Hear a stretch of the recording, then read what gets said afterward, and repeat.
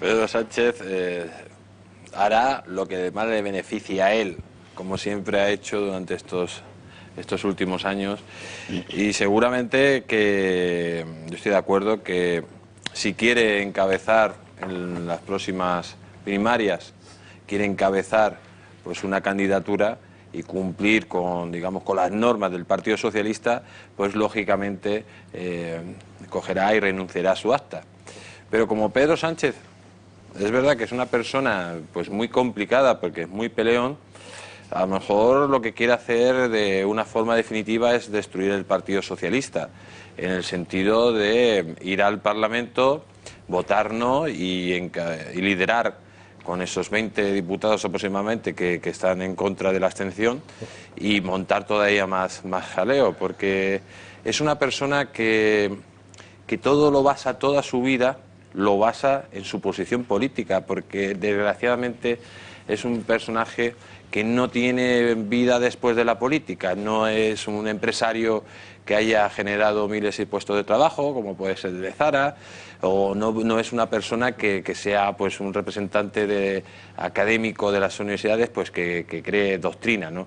Entonces Pedro Sánchez siempre hará lo que más le beneficie. Seguramente que después de ese viaje que ha hecho por Los Ángeles, porque además es curioso, ¿no? Cuando España estaba sin gobierno, Pedro Sánchez se ha recorrido prácticamente todos los paraísos turísticos del mundo. Ha estado en Monjaca, en Ibiza, en Los Ángeles, sin preocuparle en absoluto lo que sucedía aquí en España. Pero en definitiva yo creo que Pedro Sánchez, pienso que dejará el acta para poder presentarse a unas próximas primarias, pero no descarto tampoco que lidere esa oposición a la gestora para crear todavía más problemas al Partido Socialista y en definitiva que desaparezca, que seguramente coja y no vaya, para mantener la posibilidad de... Claro, es que es lo único que le queda. No, es que le guste hacerlo. No que entregue el acta, sino que no vaya a la votación y cumpla el reglamento del Partido Socialista. ¿Y si se pone... Me gustaría pues decir claramente que si el señor Pedro Sánchez y los diputados del Partido Socialista quieren votar que no, pues que voten que no, porque es que están en su libertad. Lo que no me parece oportuno, y encima yo creo que va en contra de la Constitución, que haya pues una coacción por parte del propio partido, desde el punto de vista que le pongan sanciones dinerarias o incluso la expulsión del partido. Eso no tiene ningún sentido. El grupo parlamentario. El grupo parlamentario. Y sobre todo lo que no tiene sentido es que si hubiera habido libertad de voto, libertad a la hora de conciencia de cada diputado a la hora de votar, hubiéramos tenido gobierno hace un año. Eso sí. Pero es que el problema es que lo que nos tenemos que plantear es... Eso sí. ¿Estos señores a quién representan? ¿A los ciudadanos o al partido? ¿Qué es? ¿Una democracia o una partitocracia? Ese es el gran problema que tiene España. Claro. Y esa es la solución que tenemos que buscar. O sea, no tenemos que ver, como se ha sucedido en el Partido Socialista, que se ha montado pues un lío increíble para poder quitar a Pedro Sánchez. Si desde el principio hubiera habido libertad de voto en conciencia, ya tendríamos un gobierno del Partido Popular, no ahora, sino un año antes. Y esto es el gran problema que tiene España, que los diputados no dependen o no representan a los ciudadanos, sino que están dependiendo constantemente de una estructura de partido que al final nos condiciona al conjunto de España pues a estas situaciones límites como hemos vivido, que estamos viendo en estos instantes. Se hubiera solucionado todo muchísimo antes, y esa es lo que tenemos que empezar a pensar, que haya libertad de voto. Yo a mí me parece muy bien que vote que no Pedro Sánchez, porque está en contra de sus convicciones, y los 20 diputados que están a favor de él. Lo que no me parece correcto es que tenga que votar Pedro Sánchez en contra de su conciencia, en contra incluso de lo que él ha afirmado y ha dicho que tenía que decir respecto a los ciudadanos, y cuando no es así, eso soluciona muchísimos problemas si hay libertad de voto de cada diputado. Veremos mañana. Decir que la manifestación, pues lógicamente puede haber problemas para prohibirla, pero lógicamente podrían haber puesto la manifestación más lejos del Congreso, porque es que va a ser a las puertas del Congreso de los Diputados. Por eso ha habido esa concentración de policías. Yo creo que podían haber denegado pues que esa manifestación se hiciera en esa hora y en ese momento la cercanía del Congreso y la podían haber puesto en Vallecas, en Getafe o en algún lugar de estos. Bueno, sabes que todas las manifestaciones en Madrid se discurren por esa zona. Bueno, y a ellos además les encanta acabar en la Puerta del Sol. Pero, por ejemplo, donde tenían el campamento. Eso también delegación de gobierno podría hacerlo, ¿eh? Y eso es totalmente legal y no pero hay da una ningún costumbre. problema. Las manifestaciones son en el para seguir hablando de esta instrumentos. gente, ¿no? Lógicamente lo que están hablando aquí es que estos señores quieren tomar el poder que no les ha dado las urnas, el poder que no le ha dado las urnas por la fuerza, no por las calles.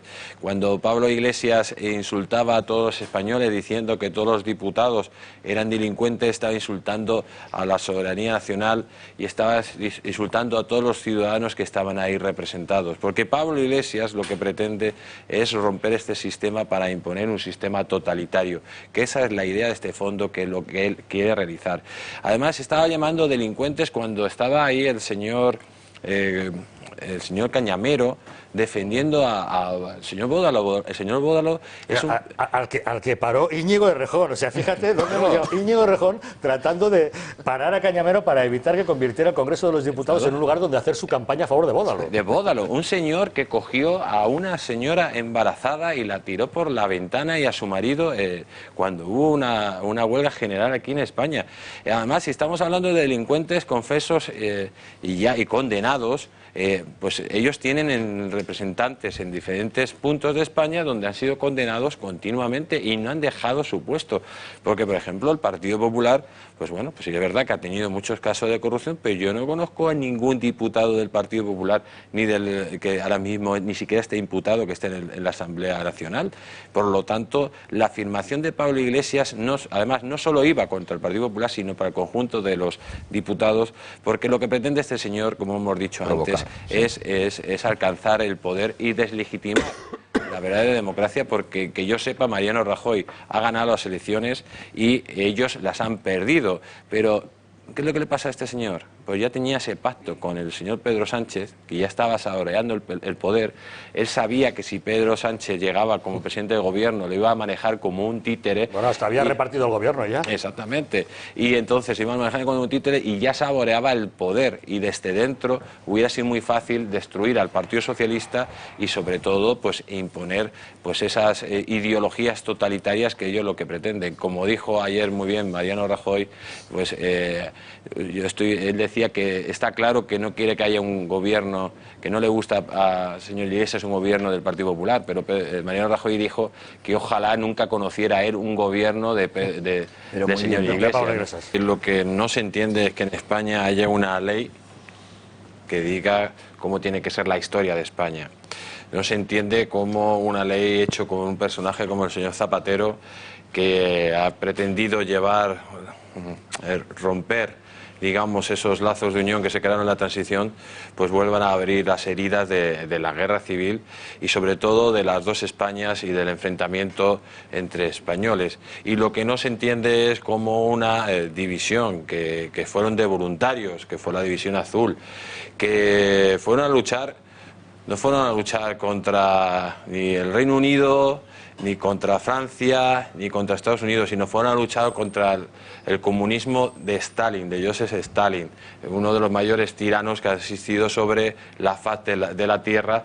Pues lógicamente lo que no se entiende es que no se pueda conmemorar los muertos que tuvieron esa División Azul, además que lucharon heroicamente, lo ha dicho muy bien aquí en su exposición el invitado, en el sentido de que la División Azul, los soldados de la División Azul lucharon de una forma heroica, demostrando pues de qué están hechos los soldados españoles. Y sobre todo cuando en la misma Rusia los mismos alcaldes, como se ha dicho aquí perfectamente, incluso hacen actos entre los soldados soviéticos y los soldados, los descendientes de los soldados soviéticos y los descendientes de los soldados españoles que estuvieron en la División Azul. O sea, ¿por qué en Rusia, que fue ahí la batalla, no existe ese odio, y aquí en España los herederos de las checas y del Frente Popular han vuelto a sacar las heridas que ya habíamos suturado hace muchísimo tiempo? No se entiende entiende cómo hay personajes en la vida política española que quieren lanzar de nuevo el odio y el rencor, de lanzar ese odio y el rencor contra unos españoles contra otros. Parece que quieren repetir los mismos errores que cometieron esos políticos mediocres que estaban en la República y que nos llevaron a un desastre nacional como es una guerra civil.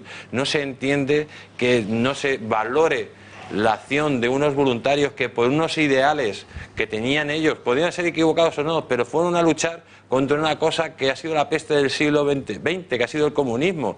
No fueron a luchar contra ninguna democracia.